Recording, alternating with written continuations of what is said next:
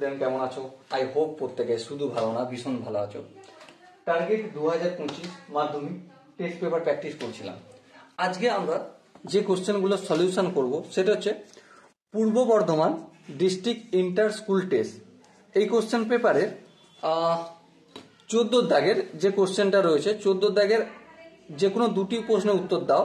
Question আছে 3টে, তো আমরা এই কোশ্চেনগুলো সলিউশন এখন করব, 3টি সলিউশন করব এই ভিডিওতে। তো চলো প্রথমে ফটাফট করে আমরা পড়ে নিই কোশ্চেনটা কি বলতে চাইছে। একটি লম্ববৃত্তাকার চোঙাকৃতি ড্রামে কিছু জল আছে। বেশ, 32 সেমি ভূমির ব্যাস ও 40 সেমি উচ্চতা বিশিষ্ট 3টি লম্ববৃত্তাকার শঙ্কু আকৃতির লোহার টুকরো ওই জলে সম্পূর্ণ ডোবানোর ফলে ড্রামের জলতল 12.8 সেমি উপরে উঠে এলো। বেশ, ড্রামের ব্যাস নির্ণয় করো। দেখো কোশ্চেনটা আমরা প্রথমবার পড়লাম, পড়ার পর যেটা বুঝলাম সেই অনুযায়ী একটা চিত্র অঙ্কন করার চেষ্টা করব। ওকে, তো চলো দাগ নম্বর হচ্ছে 14 দাগের এক একটা। প্রথমে একটা চোঙাকৃতির ডাম অঙ্কন করি। এই মনে করো সাপোজ চোঙাকৃতি ডাম। বেশ, এই হচ্ছে আমাদের চোঙাকৃতি ডাম। এই চোঙাকৃতি ডামের ব্যাসার্ধ ক্যাপিটাল আর করলাম।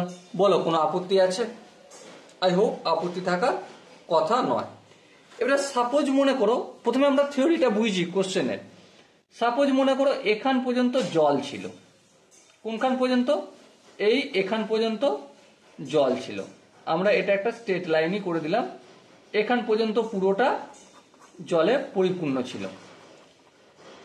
এরপর কোশ্চেনে কি বলেছে? কোশ্চেনে বলেছে বাইরে থেকে 3টে শঙ্কুর আকৃতি। কেমন? শঙ্কুর আকৃতি মানে এই আমাদের শঙ্কু, এই শঙ্কু আকৃতি 3টি, কটা? একটা নয়, দুটো নয়, 3টে এই জলে ডোবানো হলো সম্পূর্ণভাবে। ডোবানোর ফলে সাপোজ মনে করো হাইটটা এখানে উঠে গেছে। হাইটটা ছিল এখানে জলের, এখান পর্যন্ত হয়েছে। এবারে এই দুটোর ডিফারেন্স কত? হাইট, এই দুটো হাইটটা কতটা বেড়েছে জলের? 12.8 সেন্টিমিটার বেড়েছে। বেশ, তাহলে জিজ্ঞাসা কি করেছে? এখানে এই যে ডামটা, এই ডামের ব্যাসার্ধ মানে 2r সমান কত সেটা আমাকে বলতে হবে। তাহলে চলো সময় নষ্ট না করে ফটাফট করে প্রথমে যে কাজটা করব সেটা হচ্ছে এই শঙ্কুটার আয়তন বের করব। কি বের করব? শঙ্কুর আয়তন। কেন? কারণ এই শঙ্কুটাই তো জলে ডোবানো হচ্ছে। তার মানে কি জলে কোনটা ডুবছে? শঙ্কুর আয়তনটা। তাহলে শঙ্কুর আয়তন সমান কি? শঙ্কুর আয়তন, শঙ্কুর আয়তন সমান 1/3 ইন্টু ভূমির ক্ষেত্রফল, ভূমির ক্ষেত্রফল গুণিত উচ্চতা। বেশ, তাহলে 1/3 করলাম। ভূমির ক্ষেত্রফল, ভূমিটা কি গোলাকার? হ্যাঁ ঠিক। এবারে ভূমিটা যেহেতু গোলাকার, কোশ্চেনে দেখো ভূমির ব্যাস বলেছে 32, তাই তো? তাহলে পাই ইন্টু ভূমির ব্যাসার্ধ কত? 16 হবে। তাহলে 16 স্কোয়ার মানে 16 গুণিতক 16। আর উচ্চতা কত? উচ্চতা তো বলে দিয়েছে কোশ্চেনে 40 সেন্টিমিটার। তাহলে গুণিতক 40। তাহলে কি হলো? এত সেমি কিউব একটি শঙ্কুর আয়তন। তাহলে অতএব 3টি শঙ্কুর মোট আয়তন বের করতে পারবো। হ্যাঁ, 3টি শঙ্কুর মোট আয়তন। 3টে শঙ্কুর মোট আয়তন হচ্ছে, একটা শঙ্কুর আয়তন কত? 1/3 গুণিতক পাই গুণিতক 16 গুণিতক 16 গুণিতক 40। 3টের হলে 3 দিয়ে গুণ করব। হ্যাঁ ঠিক। এই 3 কেটে গেল। তো আনসার কত আসলো? 16 গুণিতক 16 গুণিতক 40 গুণিতক পাই সেমি কিউব। ওকে, এবারে এই যে জলটা ছিল, এই প্রথম অবস্থায় এর একটা আয়তন ছিল। হ্যাঁ ঠিক। দ্বিতীয় অবস্থায় একটা আয়তন হবে। দ্বিতীয় অবস্থা বলতে এই তিনটে শঙ্কু যখন এতে ডোবানো হচ্ছে ড্রামটাতে, তখন একটা আয়তন হবে। হ্যাঁ ঠিক। তাহলে আমরা একটা বিচার করি যে প্রথম অবস্থায়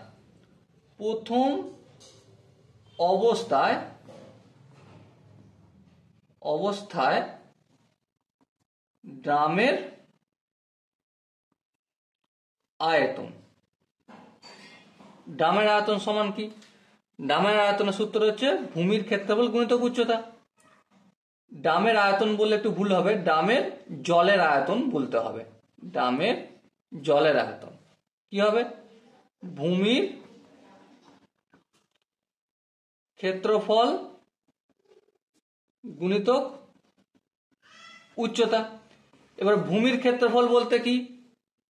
পাই আর স্কোয়ার, কারণ বৃত্ত, চুঙাকৃতি ড্রামের ভূমিটা কি বৃত্ত হয়, তাহলে বৃত্তের ক্ষেত্রফল মানে ভূমির ক্ষেত্রফল। উচ্চতা বলতে সাপোজ এখান থেকে এখান পর্যন্ত উচ্চতা আমার ধরে নিচ্ছি ক্যাপিটাল লেটার এইচ, তাহলে এখানে ইনটু আমাকে কি করতে হবে? এইচ এত সেমিকিউ লিখতে হবে। হ্যাঁ ঠিক। এবারে তিনটি শঙ্কু আকৃতির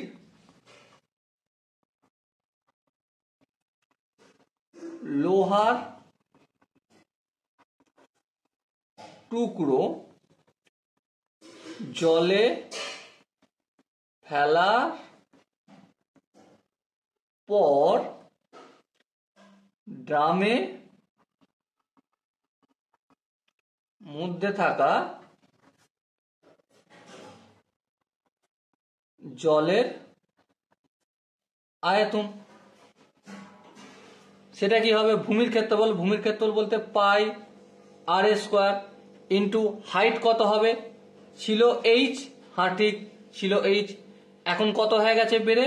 হাইটটা দেখো, এটা তো ছিল আগে, কিন্তু পরে যখন এই তিনটে শঙ্কু ঢালা হচ্ছে, তিনটে শঙ্কু আকৃতির লোহার টুকরোতে ফেলা হচ্ছে, ঠিক আছে, সাপোজ এখানে ফেলা হলো একটা, এখানে সম্পূর্ণভাবে ডুবলো আর এখানে ডুবলো, তখন এই হাইটটা এখানে উঠে গেল।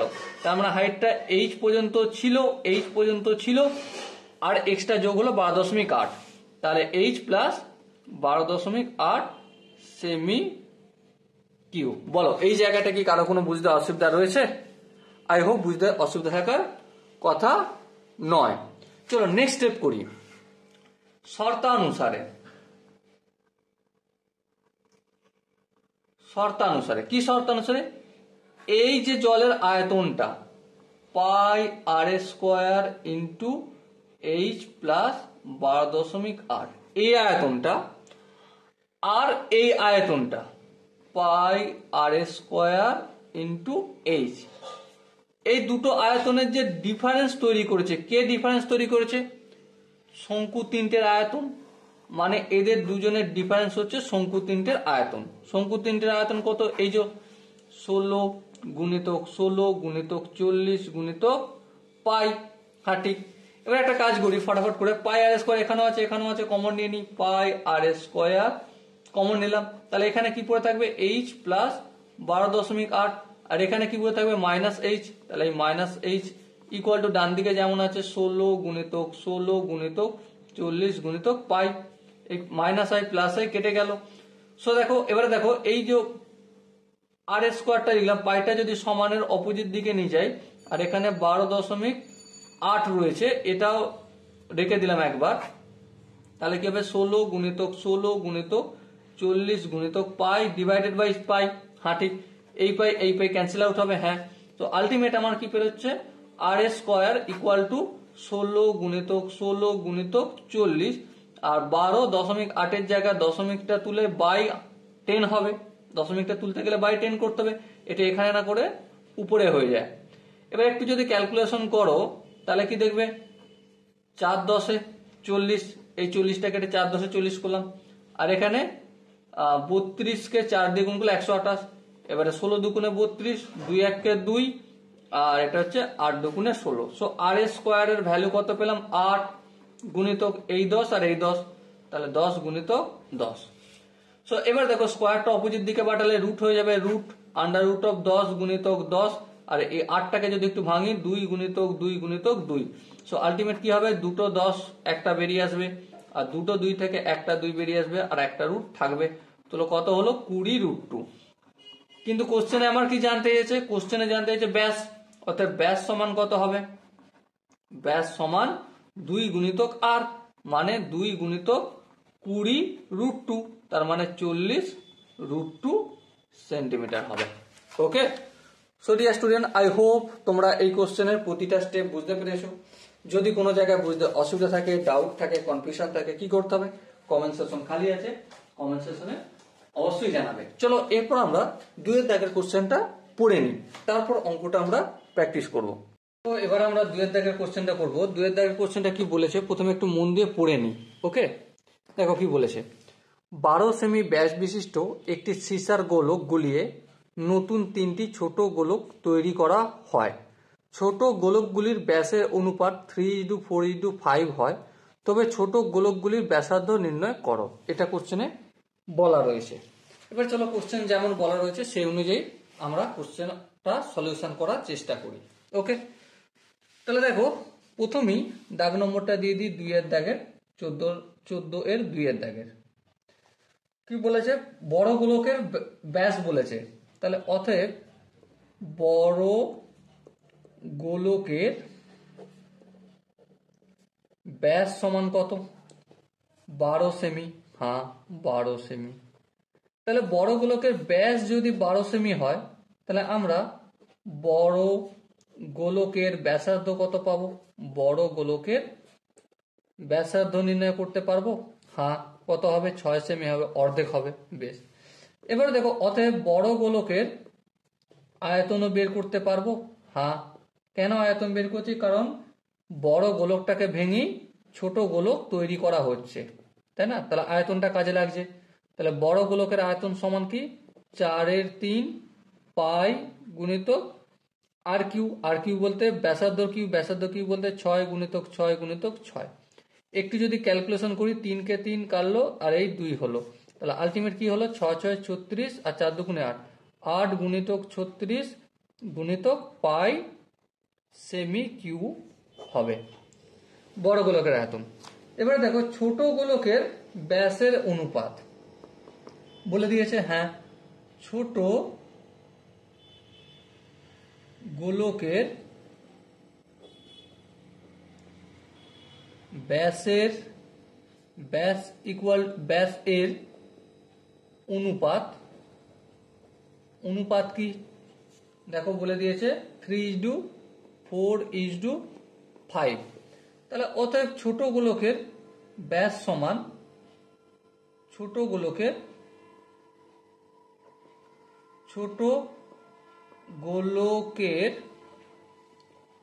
ব্যাস ইকুয়াল টু কি হবে, 3x 4x আর হচ্ছে 5x।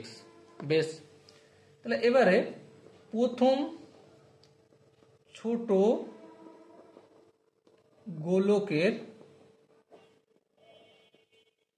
2r1 সমান কত, 3x, কারণ এটা ব্যাস তাই 2 ধরেছি।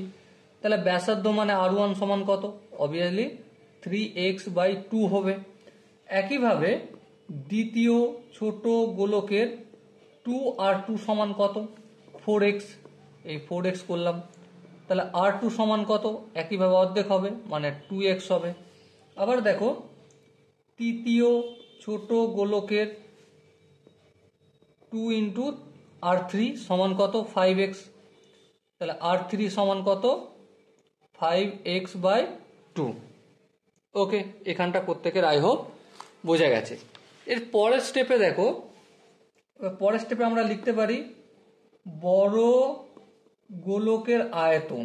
এই বড় গোলকটা যে আয়তন হবে, বড় গোলকের আয়তন, সেইটা ভেঙে আমরা 3টে গোলক তৈরি করছি ছোট ছোট, তাহলে সমান সমান 3টি গোলকের মোট আয়তন লিখতে পারি। হ্যাঁ, 3টি গোলকের মোট আয়তন। বেশ, তাহলে দেখো বড় গোলকের আয়তন কি বের করেছি। হ্যাঁ, কত, 8 গুণিতক 36 গুণিতক পাই। তাহলে বড় গোলকের আয়তনের জায়গায় আমি লিখব 8 গুণিতক 36 গুণিত পাই ইকুয়াল টু তিনটি গোলকের মোট আয়তন মানে সূত্র কি 4/3 পাই, প্রথমটা কি r1 কিউ প্লাস 4/3 পাই r2 কিউ প্লাস 4/3 পাই r3 তার কিউ। বেশ, এবার একটা কাজ করা যাক, 8 গুণিতক 36 গুণিতক পাই, এখানে প্রতিটা জায়গায় 4/3 পাই 4/3 পাই রয়েছে, তাহলে কমন নিয়ে নিই, 4/3 পাই কমন নিলাম, তাহলে এখানটা কি হবে r1 তার কিউ, r1 এর ভ্যালু কত 3x/2, 3x/2 এর যদি কিউ করি তাহলে কত হবে 27x³/8 প্লাস r2 এর কিউ মানে কি, r2 এর কিউ মানে 2x তার হোল কিউ মানে 8x³ প্লাস 4/3 পাই কিন্তু কমন নিয়ে নিয়েছি, তাহলে r3 এর কিউ মানে কি, এখানে আছে যে 5x/2 তার মানে 125x³/4 এই সরি 8। ওকে, আই হোপ এই জায়গাটা প্রত্যেকে বোঝা গেছে। আরেকটা স্টেপ যদি আগিয়ে নিয়ে যাই, আর এখানে দেখো এই পাইটা এই পায়ের সঙ্গে কেটে যাবে, অপোজিট সাইডে আসলে ভাগ হতো। বেশ, আবার একইভাবে 8 গুণিতক 36, এই 4/3টা সমান অপোজিট দিকে হলে 3/4 হতো। হ্যাঁ ঠিক। আচ্ছা এদিকে দেখো 8 এর নিচে কিছু না মানে 1 আছে, 8 1 8 এর লসাগু কত, অবভিয়াসলি 8, 8 কে যদি 8 দিয়ে ভাগ করি 1 হবে, 1 কে 27x³ দিয়ে গুণ করলে 27x³ হবে প্লাস 8 কে 8x³ দিয়ে গুণ হয়ে যাবে, তাহলে 28 64x³, 8 কে 8 দিয়ে ভাগ করলে 1, 1 কে 125x³ দিয়ে গুণ করলে সেম হয়ে যাবে। ওকে, আই হোপ এই জায়গাটা প্রত্যেকে বোঝা গেছে। এর পরের স্টেপে দেখো কাটাকাটি করি, 4 1 কে 4, 4 2 গুণে 8, সো আলটিমেট কি পেলাম 2 গুণিতক 36 গুণিতক এটা কি 3, তাহলে 2 গুণিতক 36 গুণিতক 3 মানে 3 2 6, 6 গুণিতক 36 লিখলাম ইকুয়াল টু 8। এখানে যোগ করি, দেখো 5 আর 4 এ 9 হয়, 9 আর সাথে 9 আর সাথে 16 6 হাত থেকে 1, 2 1 এ 3, 3 আর 6 9, 9 আর 2 11 1 হাত থেকে 1, 1 1 এ 2, তাহলে 216 হলো। এবারে দেখো 216 আর এই 8 এটাকে আমি সমানের অপোজিট সাইডে নিয়ে যাব, নিয়ে গেলে কি হবে, নিয়ে গেলে 36 গুণিতক 6, এই 8টা ভাগ আছে অপোজিট দিকে গেলে গুণ, আর 216টা ভাগ হয়ে যাবে ইকুয়াল টু x³। একটু যদি কাটাকাটি করি, দেখো প্রথমে আমরা কত দিয়ে কাটবো, 6 দিয়ে কাটা যাবে, হ্যাঁ 3 6 18, 6 6 36, এখানে 6 কালো, এই 36 এই 36 কেটে গেল, সো 8 ইকুয়াল টু x³ পেলাম। তাহলে x এর ভ্যালু কত, obviously cubic root, cubic root করলে 2 এর কিউবিক রুট, 8 এর যদি কিউবিক রুট করি 2 বের হয়, তাহলে অতএব প্রথম গোলকের ব্যাসার্ধ, প্রথম গোলকের ব্যাস ব্যাস না ব্যাসার্ধ চেয়েছে, ব্যাসার্ধ চেয়েছে, ব্যাসার্ধ ইকুয়াল টু কত, দেখো এখানে কি করেছিলাম 3x/2 করেছিলাম, তাহলে এখানে কি করব 3x/2, তার জায়গায় x এর জায়গায় আমি 2 পুট করব, তাহলে এই 2 এর দিকে কেটে গেল, তাহলে 3 সেন্টিমিটার। দ্বিতীয় গোলকের ব্যাসার্ধ সমান কত, দেখো এখানে কি ছিল 2x, তাহলে 2 গুণিত 2 করলাম, তাহলে কত হলো 4 সেন্টিমিটার হলো। এবার তৃতীয় গোলকের ব্যাসার্ধ সমান কত, দেখো 5x/2, তাহলে 5x/2 করলাম, একইভাবে 5 গুণিতক 2/2, 2 দিয়ে কেটে গেল, সমান কত হলো 5 সেন্টিমিটার। ওকে, আই হোপ এই কোশ্চেনের প্রতিটা স্টেপ তোমাদের বোঝা গেছে। যদি কোনো জায়গায় বুঝতে অসুবিধা থাকে, ডাউট থাকে, কনফিউশন থাকে, তার জন্য কি করতে হবে, কমেন্ট সেকশন খালি আছে, কমেন্ট সেকশনে জানাতে হবে। চলো এরপর আমরা 3 দাগের কোশ্চেনটা কি বলেছে মন দিয়ে প্রথমে পড়ে নিই, তারপর অঙ্কটা করব। অঙ্কটা প্রথমে আমরা মন দিয়ে পড়ে নিই, তারপর কোশ্চেনটা কি বলেছে করব। একটি নিরেট আয়তঘনকের দৈর্ঘ্য ও প্রস্থ ও উচ্চতার এর অনুপাত 4:3:2 এটা বলা আছে, এবং সমগ্র তলের ক্ষেত্রফল 468 বর্গ সেন্টিমিটার। আয়তঘনকটির আয়তন কত সেটা আমাকে এখন বলতে হবে। দেখো প্রথমেই দাগ নম্বর দিয়ে অঙ্কটা শুরু করি। দৈর্ঘ্য প্রস্থ উচ্চতার অনুপাত কত বলে দিয়েছে সেটা লিখি। দৈর্ঘ্য প্রস্থ ও উচ্চতার অনুপাত সমান কত বলেছে 4:3:2। তার মানে এখান থেকে আমরা দৈর্ঘ্য বের করতে পারি 4x, প্রস্থ বলতে পারি কত 3x, আর উচ্চতা বলতে পারি কত 2x। এবারে এই যে x গুলো নিয়েছি, এটা কি x হচ্ছে x সমান আনুপাতিক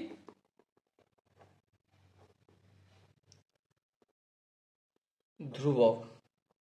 ওকে, এবার দেখো এখানে একটা শর্ত বলেছে, শর্তানুসারে সমগ্র তলের ক্ষেত্রফল। সমগ্র তলের ক্ষেত্রফলের সূত্র কি? সমগ্র তলের ক্ষেত্রফল হচ্ছে 2 দৈর্ঘ্য প্লাস প্রস্থ প্লাস উচ্চতা, এটাই তো? হ্যাঁ ঠিক। সমগ্র তলের ক্ষেত্রফলটা লিখছি এখানে আমি 2 দৈর্ঘ্য ইন্টু প্রস্থ। দৈর্ঘ্য কত 4x আর প্রস্থ হচ্ছে 3x, তাহলে কত হবে 3×4=12x² প্লাস প্রস্থ ইন্টু উচ্চতা মানে 3x এর সঙ্গে 2x যদি গুণ করি 6x² প্লাস প্রস্থ ইন্টু উচ্চতা ইন্টু দৈর্ঘ্য করতে হবে, তাহলে 8x² ইকুয়াল টু কত হবে 468। কোশ্চেনে যেমন বলে দিয়েছে লিখলাম। তাহলে এখানে এগুলো একটু যদি যোগটোগ করি কত হবে 26x²। আচ্ছা, এই দুইটা অপোজিট দিকে পাঠালে ভাগ হবে, তাহলে 468কে যদি 2 দিয়ে ভাগ করি তাহলে 2, 3, 4 এটা হবে। হ্যাঁ ঠিক 234 হবে। এবার দেখো x² ইকুয়াল টু 26টা অপোজিট সাইডে পাঠালে ভাগ হবে, তাহলে 234/26। এবার দেখো কাটাকাটি করা যায় নাকি? 2 দিয়ে কাটা যাবে? হ্যাঁ, উপরে একটা তো কাটা যেতেই পারে, দেখতেই পাচ্ছি আমরা। এটা 1 হবে, তারপর 1 হবে, তারপর 7 হবে, 117। আর এখানটা কি হবে 13। ওকে, এবার দেখো 117কে আমি 13 দিয়ে ভাগ করব। দেখো 4 তেরম 52, 5 তেরম 65, 6 তেরম 78, 6 তেরম 78, 7 তেরম 8 তেরম 9 তেরম হবে কি 9 তেরম কত হয় 117। তো দেখো x² এর ভ্যালু কত পেলাম 9, তার মানে x এর ভ্যালু কত হবে অবভিয়াসলি 3 হবে। এখান থেকে আমরা দৈর্ঘ্য বের করতে পারি। হ্যাঁ, অতএব দৈর্ঘ্য সমান কত? দৈর্ঘ্য সমান 4x মানে 4 × 3 মানে 3×4=12 cm। প্রস্থ সমান কি? প্রস্থ সমান হচ্ছে 3x মানে 3 × 3 মানে 9 cm। আর উচ্চতা সমান কি? উচ্চতা হচ্ছে 2x 2 × 3 মানে 6 cm। তাহলে এবারে যেহেতু কোনো একটা আয়তন বলতে চেয়েছে, জিজ্ঞাসা করেছে, তাহলে লিখতে পারি অতএব আয়ত ঘনের আয়তন। সূত্র কি? দৈর্ঘ্য ইন্টু প্রস্থ ইন্টু উচ্চতা। দৈর্ঘ্য কত 12, প্রস্থ কত 9, উচ্চতা কত 6। এবার 12কে যদি 9 দিয়ে গুণ করি অবভিয়াসলি 108 হবে, সেটাকে আবার 6 দিয়ে গুণ করে 6 8 48 8 হাতে 4 6 1 6 4 6 6 48 বসে যাবে 6, তাহলে কত হবে 648 সেমি কিউব হবে। Okay, so dear student, I hope তোমরা এই কোশ্চেনেরও প্রতিটা স্টেপ বুঝতে পেরেছো। যদি কোনো জায়গায় বুঝতে অসুবিধা থাকে, ডাউট থাকে, কনফিউশন থাকে, তার জন্য কি করতে হবে? কমেন্ট সেকশন খালি আছে, কমেন্ট সেকশনে জানাতে হবে। আর সাথে সাথে এটাও জানাও যে তোমরা কোন ডিস্ট্রিক্ট থেকে দেখছো আর কোন স্কুলের টেস্ট পেপারটা প্র্যাকটিস করতে চাইছো। ওকে, ততক্ষণ পর্যন্ত ভালো থাকো, সুস্থ থেকো এবং জয় হিন্দ।